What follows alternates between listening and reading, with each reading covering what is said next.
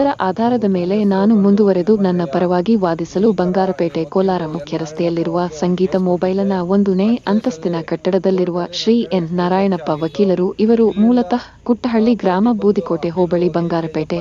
ಆದರೆ ಪ್ರಸ್ತುತ ಬಂಗಾರಪೇಟೆ ಪಟ್ಟಣದ ಸರ್ಕಾರಿ ಕೃಷಿ ಇಲಾಖೆ ಕಚೇರಿಯ ಮುಂಭಾಗ ಕೆಂಬ್ರಿಡ್ಜ್ ಶಾಲೆಯ ಹತ್ತಿರ ವಾಸವಾಗಿರುತ್ತಾರೆ.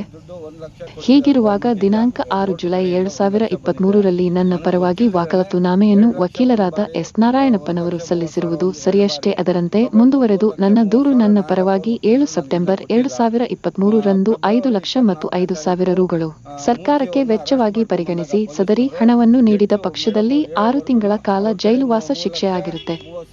ಮುಂದುವರೆದು ಆರೋಪಿತ ವಿ. ಮೂರ್ತಿರವರ ಬಂಗಾರಪೇಟೆ ನ್ಯಾಯಾಲಯ ಆದೇಶ ಪ್ರಶ್ನೆ ಮಾಡಿ ಕೆಜಿಎಫ್ 3ನೇ ಅಪಾರ ಜಿಲ್ಲಾ ಮತ್ತು ಸತ್ರ ನ್ಯಾಯಾಲಯದ ಮೇಲ್ಮನವಿ ಸಲ್ಲಿಸಿದ್ದು, ಸದರಿ ಮೇಲ್ಮನೆಯನ್ನು ವಜಾಕರಿಸಿ ಬಂಗಾರಪೇಟೆ ನ್ಯಾಯಾಲಯ ಆದೇಶವನ್ನು ಎತ್ತಿ ಹಿಡಿದಿರುತ್ತಾರೆ. ಆದರೆ ಕೆಜಿಎಫ್ ನ್ಯಾಯಾಲಯದ ಆದೇಶದಂತೆ 1 ಲಕ್ಷ ರುಗಳು ನ್ಯಾಯಾಲಯದಲ್ಲಿ ಠೇವಣಿ ಇಟ್ಟು ಉಳಿದ ರು.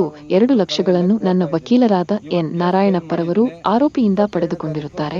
ಈ ಹಣ ಯಾವಾಗ ಪಡೆದುಕೊಂಡರೆ ಎಂದು ನನಗೆ ಮಾಹಿತಿ ನೀಡಿಲ್ಲ, ಹಣ ಸಹ ನೀಡಿಲ್ಲ. ಮುಂದುವರೆದು ಸದರಿ ಆರೋಪಿಯನ್ನು ದಿನಾಂಕ 3 ಫೆಬ್ರವರಿ 2024ರಂದು ನ್ಯಾಯಾಲಯದ ಮುಂದೆ ಹಾಜರುಪಡಿಸಿದಾಗ 2 ಲಕ್ಷ ಪಡೆದುಕೊಂಡು ಉಳಿದ ವಕೀಲರು ಹಿಂಗೆ ಮಾಡೋವಾಗ ನಾನು ಯಾವ ದಾರಿ ಹಿಡ್ಕೊಂಡು ಹೋಗ್ಬೇಕು? ಇವ್ರಿಗೆ ಕೊಟ್ಟೆ ಸಂಘಕ್ಕೆ, ವಕೀಲರ ಸಂಘಕ್ಕೆ ಮಾರ್ಚ್ 7ನೇ ತಾರೀಕು, ಮಾರ್ಚ್ 25ನೇ ತಾರೀಕು ಕೊಟ್ಟಿದ್ದೀನಿ. ಅವರಿಂದನೂ ಏನೂ ಅನುಮತಿ ಕೊಟ್ಟಿಲ್ಲ. ಪೊಲೀಸ್ ಸ್ಟೇಷನ್ಗೆ ಹೋಗಿದ್ದೀನಿ. ಅವರು ನ್ಯಾಯಾಲಯದಲ್ಲೇ ಪ್ರಕರಣ ಇತ್ಯರ್ಥ ಪಡ್ಕೊಳ್ಳಿ ಅಂತೇಳಿ ಅವರು ಎಂಡರ್ಸ್ಮೆಂಟ್ ಕೊಟ್ಟಿದ್ದಾರೆ. SP ಕೊಟ್ಟಿದ್ದೀನಿ, ಅವರಿಂದನೂ ನ್ಯಾಯ ದೊರಿಲ್ಲ. ನಾನು ಇಲ್ಲಿ ಬಿಟ್ಟು ಇನ್ನೆಲ್ಲಿ ಹೋಗಬೇಕು? ಬೆಂಗಳೂರು ಬಾರ್ಕೋಡೇನೋ ಹೋಗಬೇಕು ಅಂದರೆ ಇಲ್ಲಿಂದ ಒಂದು ಅನುಮತಿ ತೊಗೊಂಬರ್ಬೇಕು, ಇಲ್ಲ ಸಂಘದಿಂದ, ವಕೀಲರ ಸಂಘದಿಂದ ಒಂದು ಲೆಟರ್ ತೊಗೊಂಬನ್ನಿ, ನಾವು ಬುಕ್ ಮಾಡ್ತೀರಿ ಅಂತ ಹೇಳ್ತಾರೆ. ವಕೀಲರು ಹಿಂಗೆ ಮಾಡೋವಾಗ ನಮ್ಮಂಥ ಬಡಪಾಯಿಗಳು ಎಲ್ಲಿ ಹೋಗ್ಬೇಕು? ನೀವೇ ಹೇಳ್ಬೇಕಾ ಉತ್ತರ? ಚೆಕ್ ಬುಕ್ ಮುಖಾಂತರ ಕೊಟ್ಟಿದ್ದ ಇಲ್ಲಾಂದ್ರೆ ಏನು ಅದು ಅಮೌಂಟ್? ಇಲ್ಲ, ಅವ್ರ ಪಾರ್ಟಿ ಮೂರ್ತಿ ಎಂಬವರು ಕ್ಯಾಶೇ ಕೊಟ್ಟು ಜಡ್ಜ್ ಮುಂದೆ ಮೇಡಮ್ ಅವ್ರ ಮುಂದ್ಗಡೆನೇ ಕೊಟ್ಟಿರೋದು.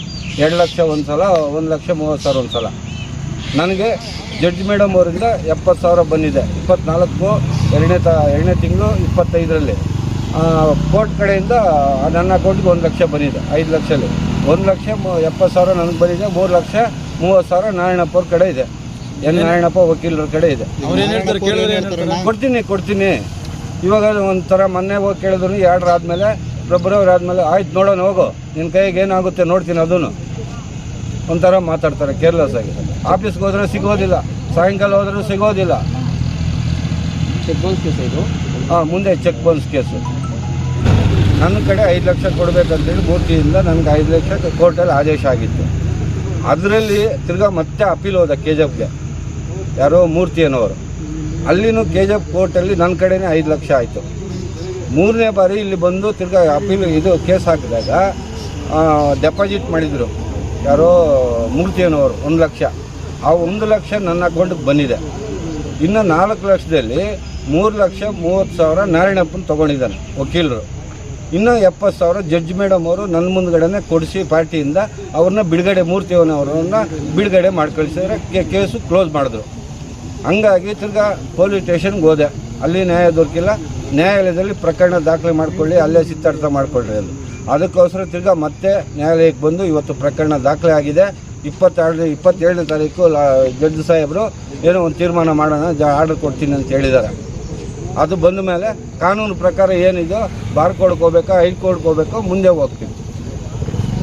ಈಗ ನೀವು ಫೆಬ್ರವರಿ 24 2ನೇ ತಿಂಗಳಲ್ಲಿ ಆಮೇಲೆ ಮಾಡಿದ್ದು. ನೀವು ಇವಾಗ ಆಗಲ್ಲ, ಏನು ಮಾಡ್ತೀವಿ, ಮಾಡೋಕೆ ಹೋಗಿ ಅಂತೇಳಿ ಜಡ್ಜ್ ಮುಂದ್ಗಡೆ ಆರ್ಡರ್ ಮಾಡಿದ್ರಲ್ಲ, ನನಗೆ 70,000 ಜಡ್ಜ್ ಮುಂದ್ಗಡೆ ಕೊಟ್ಟ ಮೇಲೆ ಆಮೇಲೆ ರೋಪ್ ಹಾಕಿದ್ದು.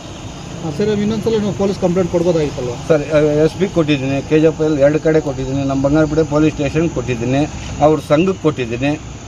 ಕಾನೂನು ಪ್ರಕಾರ ನಾನು ಹೋಗ್ತೀನಿ ಸರ್. ಬಟ್ ಈಗ ರೀಸೆಂಟಾಗಿ ನೀವು ಕಂಪ್ಲೇಂಟ್ ಕೊಟ್ಟಿಲ್ವಾ?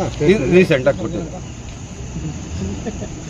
ಅಲ್ಲ, ಅದು ಎಂಡೋರ್ಸ್ಮೆಂಟ್ ಲೆಟರ್ ಕೊಟ್ಟಿರೋದು. ನೀವು ಇನ್ನೂ ಒಂದ್ಸಲ ಕಂಪ್ಲೇಂಟ್ ಪೊಲೀಸನ್ನು ಅಪ್ರೋಚ್ ಆಗ್ಬೋದಾಗಿತ್ತಲ್ವಾ? ಸರ್, ಹೋಗಿಲ್ಲ. ಒಂದು ಬಾರಿ ಹೋಗಿ 3 ಕಡೆನೂ KGF 2 ಕಡೆ, ಬಂಗಾರಪೇಟೆ 1 ಕಡೆ ಕೊಟ್ಟಿದ್ದೀನಿ. ಅವರು ಪೊಲೀಸ್ ಬಂಗಾರಪೇಟೆ ಕಡೆಯಿಂದ ನನಗೆ ಎಂಡೋರ್ಸ್ಮೆಂಟ್ ಕೊಟ್ಟಿದ್ದಾರೆ. ನ್ಯಾಯಾಲಯದಲ್ಲಿ ಇತ್ಯರ್ಥ ಮಾಡಿಕೊಳ್ಳಿ ಅಂತ ಹೇಳಿ.